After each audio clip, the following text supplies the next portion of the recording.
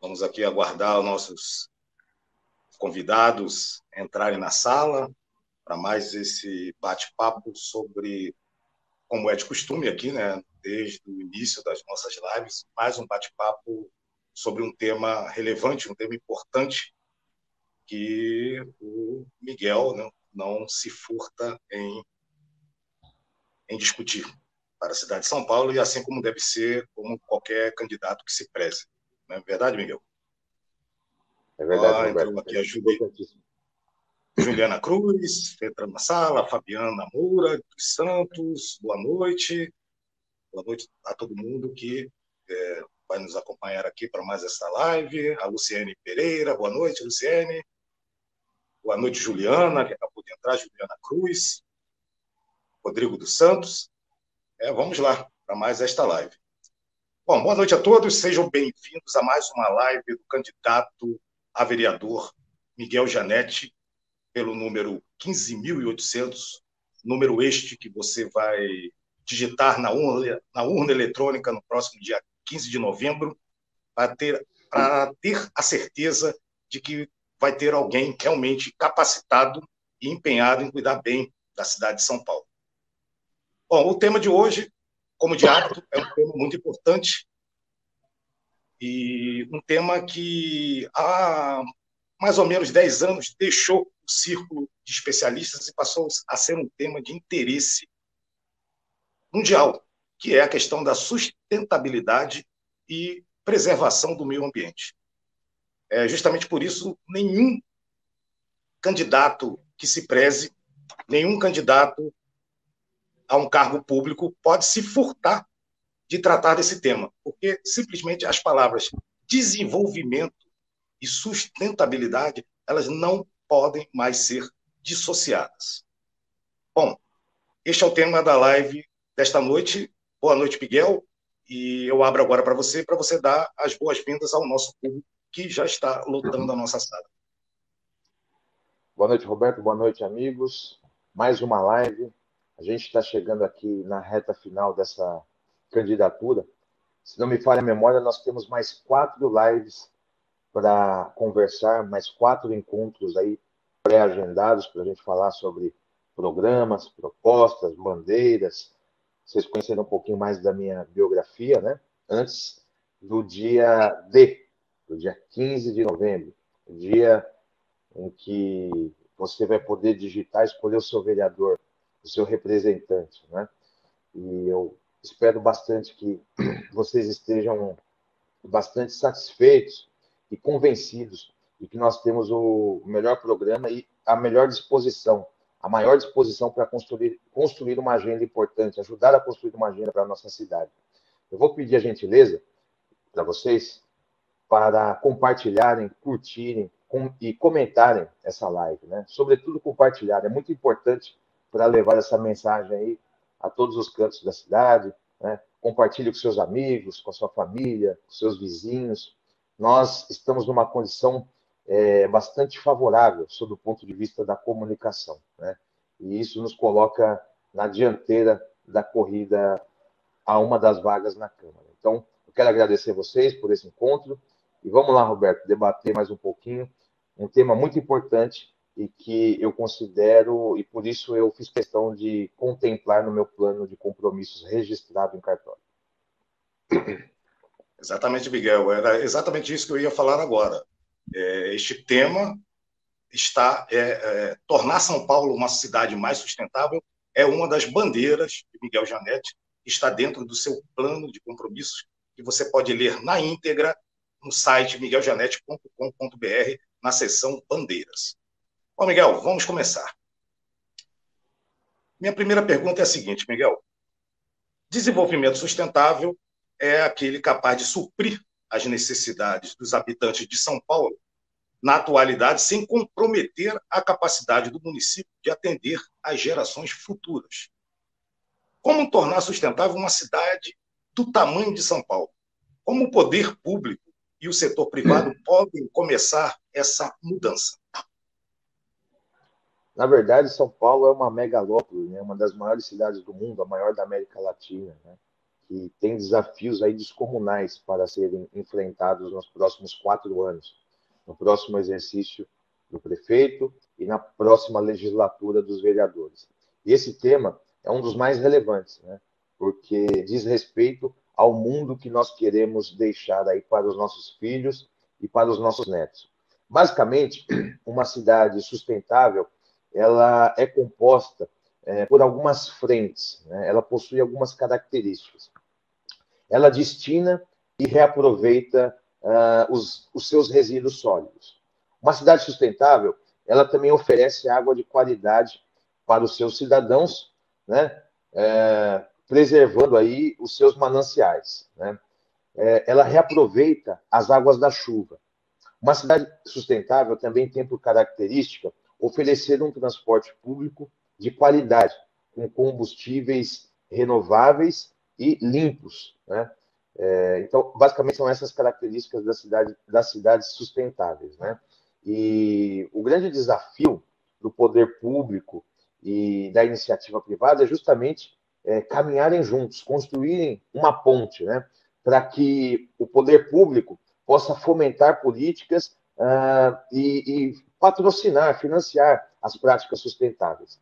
Já a iniciativa privada precisa colaborar aí com a sua expertise, com a sua técnica, com a pesquisa e com a implantação de projetos sustentáveis, né, que visem basicamente a universalização do saneamento básico, a busca por fontes alternativas de energia, né, transporte, enfim, a recuperação florestal de áreas urbanas. Então, basicamente, são essas as características de uma cidade sustentável e da cidade de São Paulo sustentável que nós queremos. Miguel, nesta resposta muito bem articulada que você acabou de dar, você citou a questão dos mananciais. Então, por isso, a minha pergunta agora vai tratar justamente desse tema. Um dos grandes problemas de São Paulo é justamente a questão da preservação de seus mananciais. Sabemos que há ainda invasões nessas áreas, particularmente nas represas de Guarapiranga, Billings e também na Cantareira. Que medidas o poder público e a sociedade podem tomar no sentido de evitar a degradação dessas áreas tão importantes? Na verdade, eu gostaria de explicar para o nosso público o que é um manancial, né? Na verdade, são fontes de água superficiais ou subterrâneas que podem ser utilizadas para o abastecimento público de água, né? E ela cumpre uma função muito importante, que é justamente esse abastecimento de água, né? E a gente precisa realmente preservar o manancial, que é a principal fonte aí que nós temos, né? E para isso, nós temos que atuar em algumas frentes. Eu penso que no momento atual de São Paulo, a questão da preservação dessas áreas, né, a redução dessas áreas de ocupação, a cidade tem muitas áreas de ocupação, áreas de risco, porque a cidade se desenvolveu muito de maneira acelerada, né? Então, existem muitas áreas aí de manancial que foram ilegalmente ocupadas. Nós temos muita legislação que trata disso, só que, na minha visão, é preciso a gente aumentar a fiscalização, prevenir. Certo, Miguel. E agora eu vou contextualizar o tema para os dias atuais. Durante o período de isolamento social para controlar o avanço do novo coronavírus, foi constatado que a emissão de poluentes na atmosfera da cidade diminuiu consideravelmente, e esses dados são da CETESB. A mudança na rotina dos paulistanos reduziu a quantidade de veículos circulando na cidade e, consequentemente, a diminuição da emissão de monóxido de carbono. Bom, o fato é que a pandemia vai passar e tudo voltará a como era antes. O que o poder público pode fazer para reduzir o número de veículos nas ruas da cidade, já que esta está mais do que provado e os veículos são os grandes responsáveis pela má qualidade do ar que respiramos na cidade de São Paulo?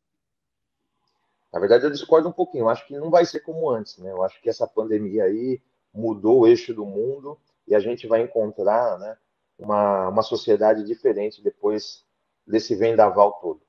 Agora, voltando à sua pergunta, eu penso Nós temos um plano de mobilidade urbana que é avançadíssimo, segundo os especialistas, e que ele prioriza justamente o pedestre em detrimento aos veículos automotores. Ele prioriza a qualidade, né, do transporte público. Ele prioriza a ampliação de modais sustentáveis, como, por exemplo, as ciclovias e as ciclofaixas. Então, se a gente conseguir fiscalizar para que esse plano de mobilidade urbana, fiscalizar e cobrar para que o nosso plano de mobilidade urbana, editado em 2016, seja de fato implantado na nossa cidade, a gente vai conseguir reduzir o número de veículos na rua. Só para você ter ideia, a cada 2 paulistanos, um possui um veículo em casa. Então, realmente, a quantidade de poluentes que são lançados na atmosfera por conta da queima desses combustíveis, é muito danosa. Então, nós temos que priorizar o transporte público, construir uma agenda para que o transporte seja de qualidade, ampliando faixas de ônibus, reduzindo intervalos, priorizando para que as integrações entre os mais variados modais seja perfeita, né? Contemplando, inclusive, a acessibilidade. Então, eu acho que basicamente é isso. Bom, vamos continuar a tratar da questão do transporte público, Miguel. Os transportes coletivos, como por ônibus, obviamente trazem contribuições à mobilidade e ao meio ambiente, por auxiliar a diminuir a frota de carros em circulação, principalmente nos deslocamentos nos dias úteis. Mas o fato é que muitos paulistanos ainda preferem sair de carro para trabalhar por não confiarem na qualidade do transporte público da cidade. Como podemos mudar este quadro e esta percepção de parcela da população?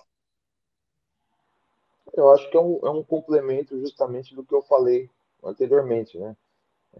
Priorizando o transporte público de qualidade, reduzindo intervalos, aumentando o número, por exemplo, de ônibus à disposição das pessoas, né? Você vê aí, várias linhas foram removidas das periferias, então você obriga o paulistano a se deslocar mais, né? Levando oportunidades de trabalho também para as regiões mais afastadas e bolsões é uma alternativa, né?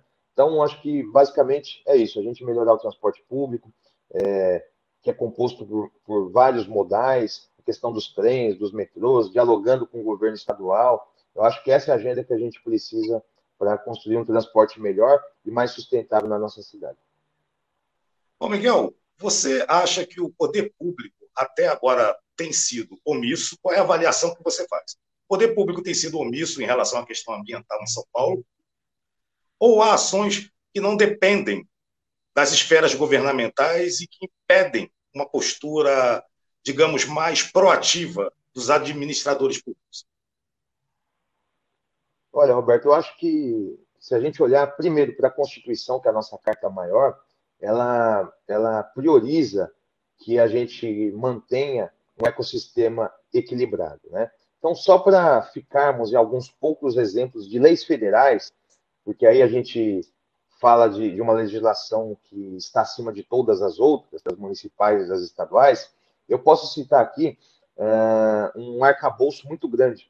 Nós temos aí o novo Código Florestal, a gente tem a Lei de Crimes Ambientais, a gente tem a Política Nacional do Meio Ambiente, a gente tem a Lei da Fauna, nós temos a Política Nacional dos Recursos Hídricos, nós temos o Sistema Nacional de Unidades de Conservação da Natureza, nós temos a Lei de Área de Proteção Ambiental. Então, acho que nós temos muitas leis importantes, que são consideradas pelos especialistas muito avançadas, e o grande gargalo aí é justamente nós termos corpo para fazer cumprir as leis, fiscalizar o cumprimento dessas leis, né? Então, fortalecer as instituições e os órgãos ambientais é muito importante, né? Não permitir o desmantelo desses órgãos é um grande avanço que a gente vai poder dar para que a agenda ambiental continue e coloque a nossa cidade, de fato, na dianteira quando o assunto for meio ambiente.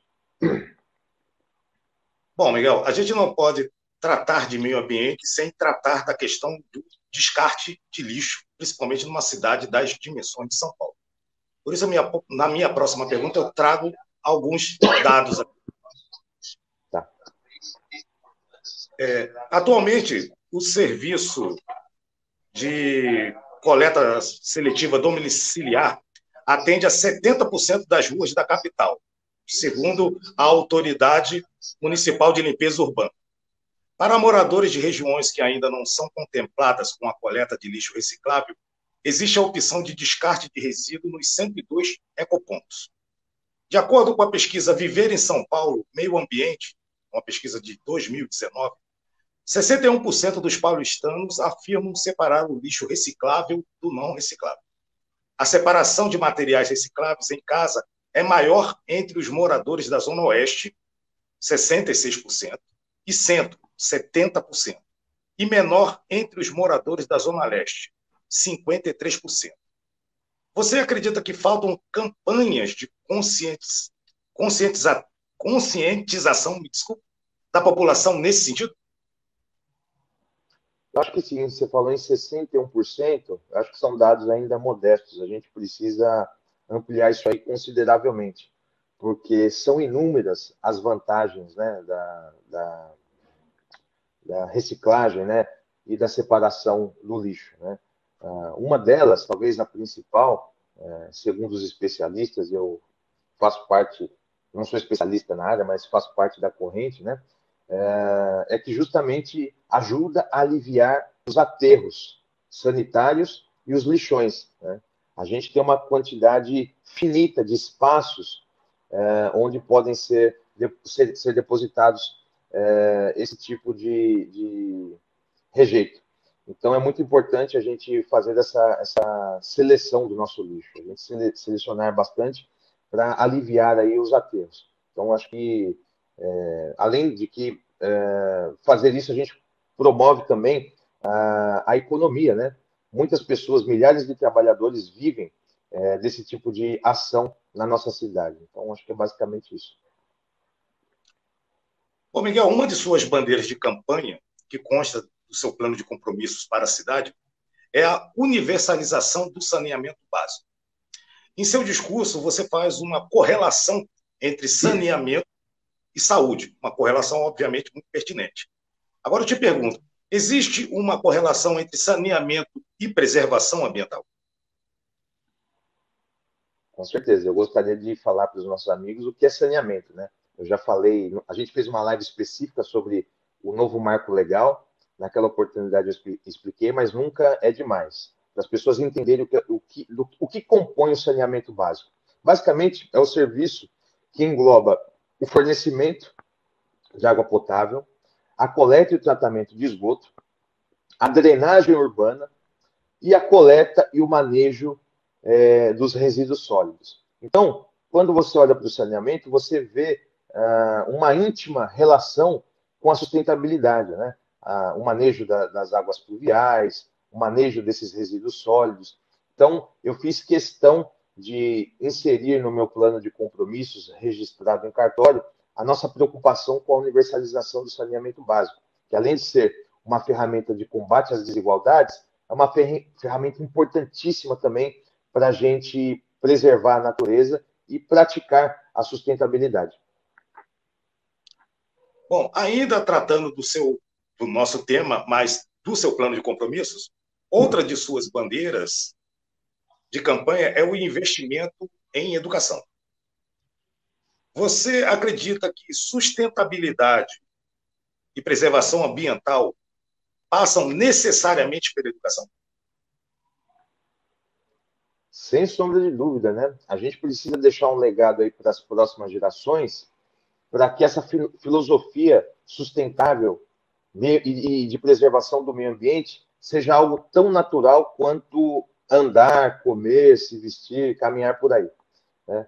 Então, isso é bastante importante. Eu defendo que essa pauta seja incrementada nos currículos aí escolares, né? As crianças, os adolescentes tenham acesso a esse tipo de informação que é importantíssimo, né? E a gente vai conseguir deixar um legado aí, né, para diminuir a poluição do ar. A gente tem a preocupação com as mudanças climáticas que estão em voga, né? A questão do desmatamento é algo que preocupa também bastante a nossa geração e as próximas gerações, né? A extinção de espécies e a degradação do solo. Então, a gente incrementar no currículo das gerações futuras aí, essa preocupação é imperioso para a gente construir um mundo melhor. Miguel, para finalizarmos essa live, eu, eu vou tratar das chamadas cidades do futuro.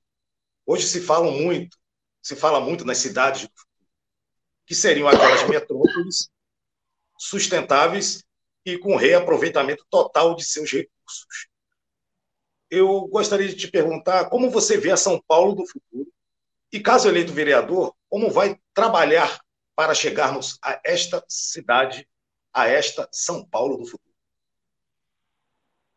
Eu sou bastante otimista, né? Eu acho que muitos problemas podem ser resolvidos com vontade política, com preparo, com a construção qualificada, dialogando com todos os segmentos, chamando a iniciativa privada para perto, chamando os pesquisadores para perto, né? Buscando modelos de gestão que são importantes e que são experiências consagradas no mundo inteiro, por exemplo, o modelo da parceria público-privada. Eu acredito muito na gestão. Se a gente fizer construir essa agenda, a gente vai conseguir eliminar muitos problemas de São Paulo, né? A gente não pode mais ficar perdendo tempo com polarização, com brigas inúteis, né? Com politicagem rasa, né? Com populismo. A gente precisa tratar de maneira técnica e eficaz os problemas da nossa cidade, porque é uma cidade de tamanho descomunal. Se São Paulo fosse um país, em 2019 ele seria a 49ª economia do mundo. Então, é uma cidade muito importante, muito pujante, com muitos empregos. Então, eu defendo, está registrado no meu plano de compromissos, está registrado em cartório, inclusive, o trabalho, né, pelo saneamento básico, pela universalização do saneamento básico. Eu acredito que é uma ferramenta de combate às desigualdades. Eu faço parte da corrente de profissionais que vê o saneamento como essa forma de emancipação de uma parcela importante da nossa cidade. Metade dos brasileiros não tem acesso à água tratada ou ao seu esgoto coletado, né? Então, esse dado é absolutamente alarmante. E a minha entrega para a nossa cidade, por ser engenheiro e por ter essa clareza, vai ser justamente lutando bravamente para que o saneamento seja universalizado na nossa cidade, principalmente nas regiões mais afastadas, onde ele ainda não chegou de maneira satisfatória, né? E contemplando aí nos projetos, ajudando a aprovar pautas que contemple a preocupação com o meio ambiente e com a sustentabilidade. A minha atuação vai ser basicamente nesse sentido, se Deus quiser. Miguel, muito obrigado por mais essa sabatina. Muito obrigado pelas respostas, como sempre, com muita propriedade, com grande dominância do assunto. Eu agradeço aqui a presença de todos que acompanharam esta live. Eu peço a todos também que, assim que essa live se encerrar, vá lá no botãozinho compartilhe esse conteúdo para que ele alcance o maior número de pessoas possível, para que elas vejam o quão preparado é o candidato em quem você já vai votar. Miguel, eu me despeço de todos aqui e passo a palavra para você, para que você se despeça da nossa audiência. Obrigado, Roberto. Nós estamos chegando ao fim desse ciclo, né, de candidatura. Agora restam mais 3 lives para a gente tratar dos assuntos importantes para a cidade. Eu gostaria de pedir para você, meu amigo e minha amiga, que nos ajudasse compartilhando todo esse material que você encontrar. Vai lá no meu canal do YouTube. Nós temos lives sucintas de 30 minutos aproximadamente, falando sobre esses temas importantes, né? Eu não quero ser vereador, eu já registrei isso inúmeras vezes, para ficar mudando nome de rua, criando data comemorativa, usando o dinheiro do seu imposto para destinar emenda para implantar grama sintética em campo de futebol. Eu quero realmente fazer a diferença e ajudar a deixar um legado nessa cidade, né? Ter uma passagem importante pela Câmara para você se orgulhar desse voto que, se Deus quiser, você vai dar no dia 15 de novembro. Miguel Gianetti, 15800, o seu vereador, porque São Paulo merece respeito. E amanhã nós vamos ter um adesivaço lá em Guaianazes. Quem quiser, me manda um WhatsApp aqui que a gente programa certinho, tá bom, Roberto? Tá bom, meu caro? Boa noite. Miguel Janete, 15800. São Paulo merece respeito. Boa noite a todos.